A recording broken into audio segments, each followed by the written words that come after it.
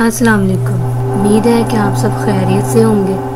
بھرپور گرمیوں کے دن تھے اور گرمیوں کی چھٹیاں آنے والی تھیں جب میری کزن کے ساتھ یہ واقعہ ہوا۔ جو میری کزن ہے ان کے اسکول کی بلڈنگ کے پیچھے کافی کھلی جگہ تھی جو کہ ویران تھی، کبھی کبھار ہی کوئی اس طرف جاتا تھا۔ ایک دن میری کزن اور ان کی ایک دوست کھیلتے کھیلتے اس طرف نکل گئے۔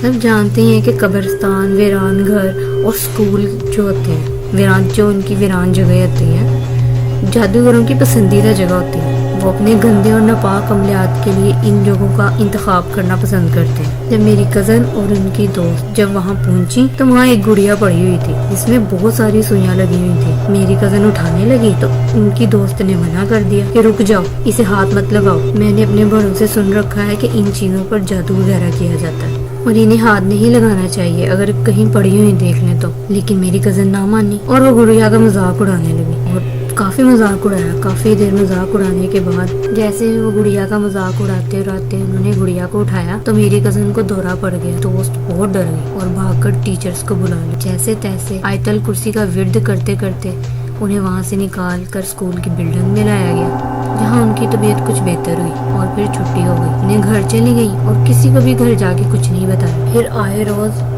انہیں دورے پڑنے لگے، لیکن جب وہ اس دن اسکول سے گھر آئیں ان کی بڑی پھپھو کی بھی شادی نہیں ہوئی تھی۔ وہ کام کرتے کرتے ساتھ ٹیپ لگاتی تھی اور میوزک انجوائے کرتے کرتے کام کرتی تھی۔ میری کزن کو چھٹی ہوئی، وہ گھر آ گئی، کسی کو بھی کچھ نہیں بتایا تھا۔ ابھی وہ آ کے انہوں نے بستہ ہی رکھا تھا، پہلے تو وہ ٹیپ جو لگی ہوئی تھی اس پہ وہ ناچنے لگی اور تھوڑی دیر بعد انہیں پھر دورہ پڑ گیا۔ کم کروایا گیا انہیں تو وہ ٹھیک ہو گئی۔ آئے روز انہیں اب دورے پڑنے لگے۔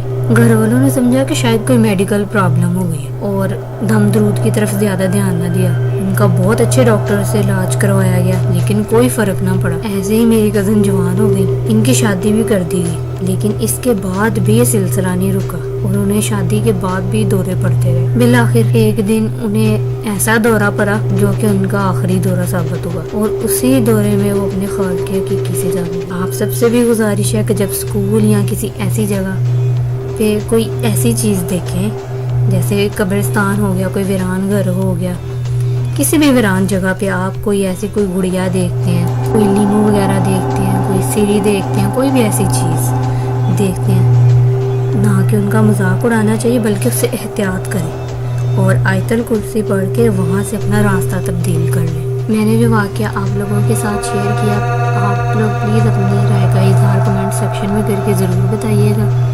آپ سب بھی اپنے واقعات شیئر کیجیے۔